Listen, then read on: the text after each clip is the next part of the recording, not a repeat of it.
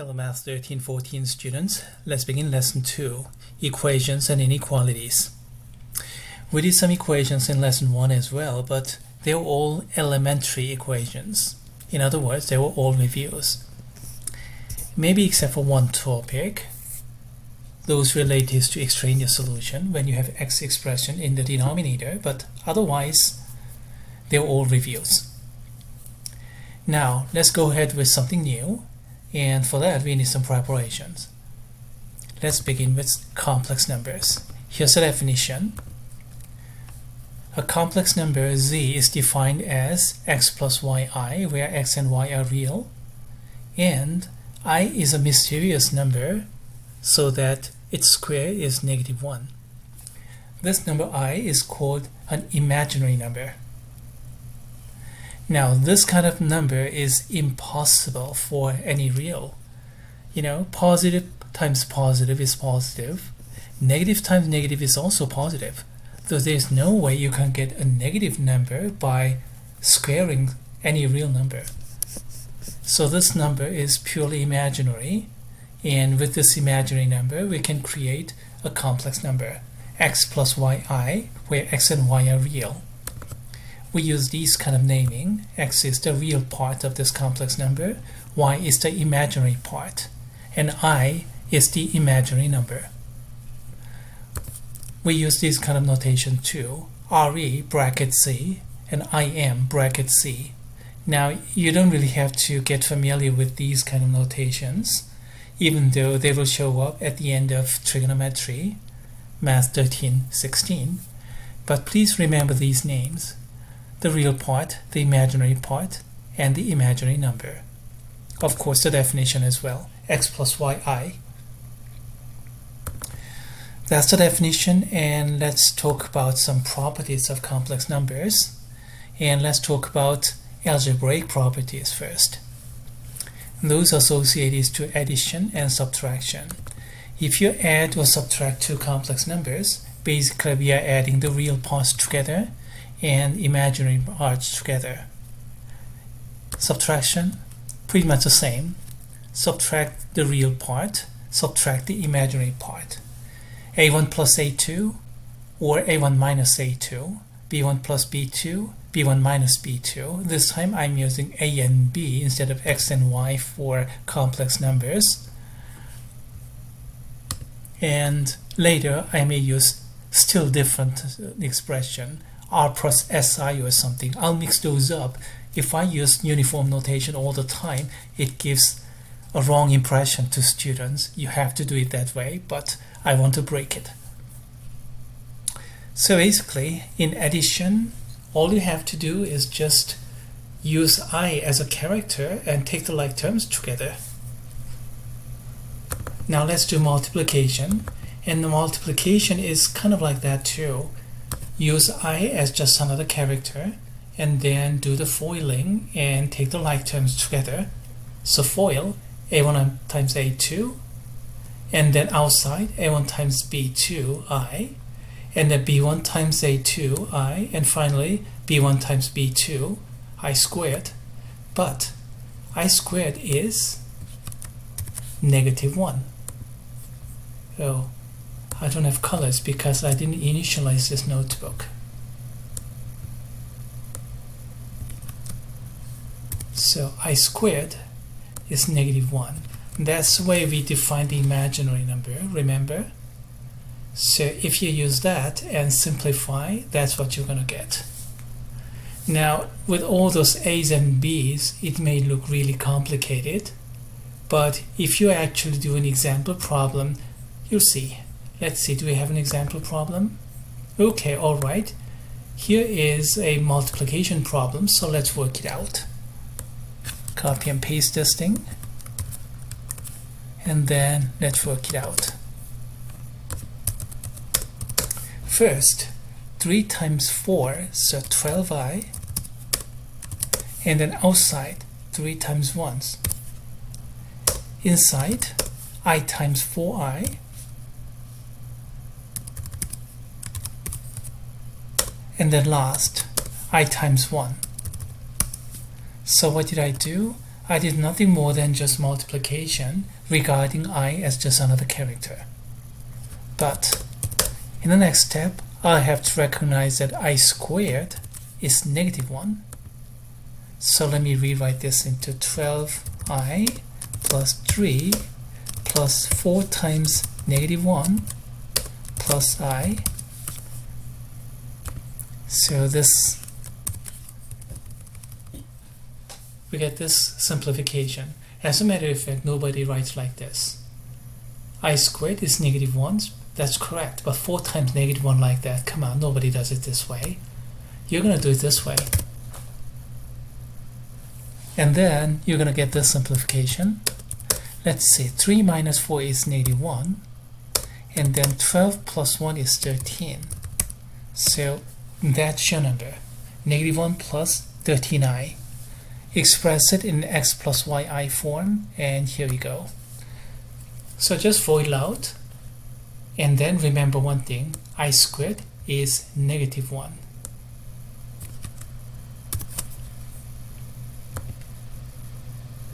So it looks complicated if you do it this way and that way, but if you actually work it out with numbers, it's not too bad.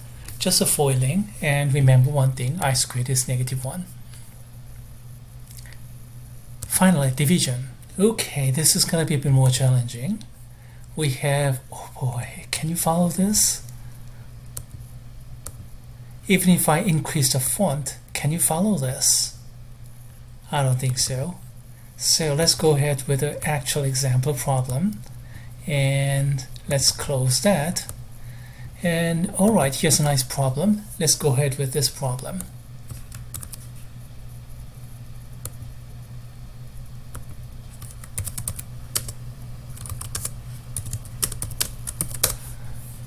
We have 12 fractions with small fonts, so increasing the font will be useful. Okay, now the key thing here is to multiply the conjugate of the denominator. What is so-called a conjugate? As a matter of fact, it's coming right here. A plus bi. The conjugate is a minus bi. So basically, I have to change the sign of the denominator. Here, multiply both numerator and denominator by 2 plus I. The conjugate of the denominator, 2 plus I. I'm highlighting this conjugate in red, this one here, and then this one here. And then go ahead and do your simplification. Maybe I need more lines here, so okay, let's go ahead and do that. Let's see, copy and paste first. And then let's work out the numerator first. FOIL it out. First, 3 times 2. Outside, 3 times I. And then inside, 4i times 2, 8i. And finally, last, 4i times I, so 4i squared. Okay, remember what is I squared?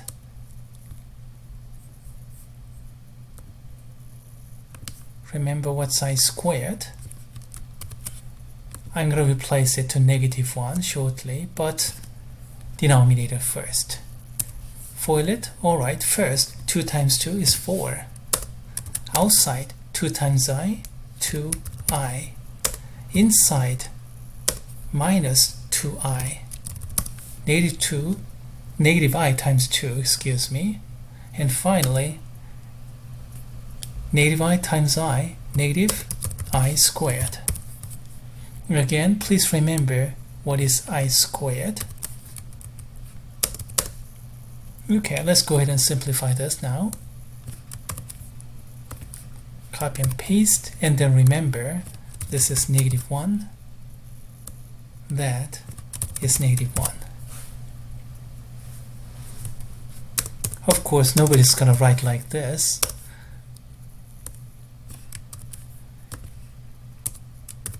nobody's going to write like this, 4 times negative 1. No, you're going to write this minus 4 like that.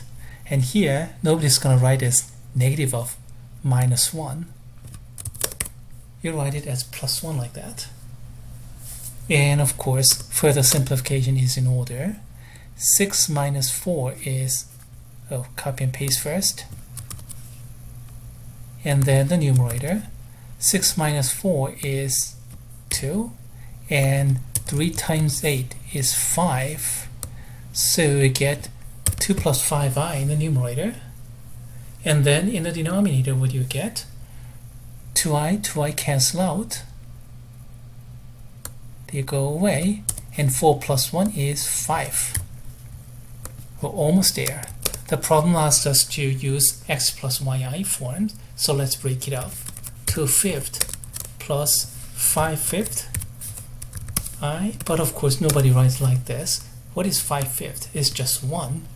So 2/5 plus I will be the final answer.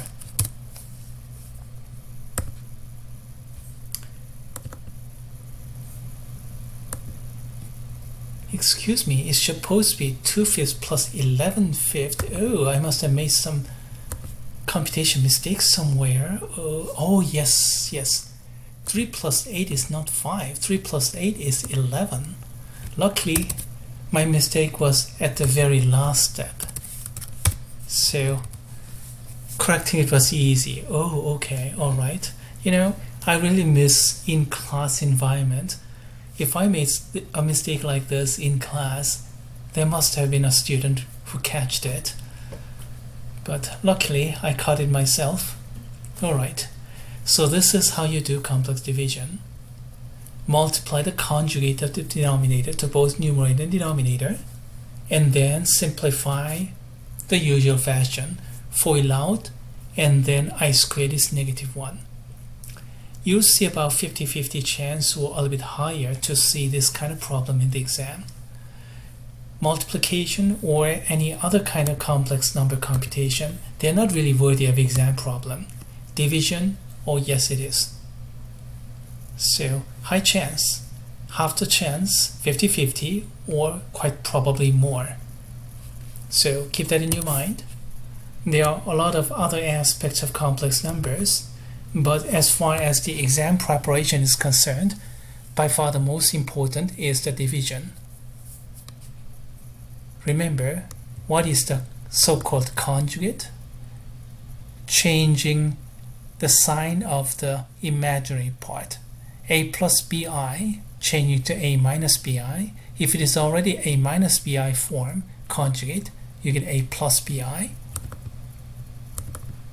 Like the way not this problem.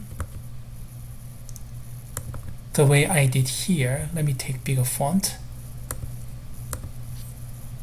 See, 2 plus I, 2 plus I. How about the next example problem? Yeah, I want to do this part. Multiply 1 minus 2i, 1 minus 2i, and then simplify. Patient computation is required. Eventually, I part will be cancelled out in the denominator, and denominator will be just a single real number. So, no need to consider any breakup in the denominator, and numerator can be broken up. Here's another problem. Oh no, I didn't do anything here. I just used Mathematica and gave you the answer. And I'm asking you to do those. A bit of an overkilling, I have to say. Not only two fraction computation, but also after that you have to do subtraction and addition. A bit of an overkilling. Still, remember the complex division. That's going to be important, especially for exam preparation.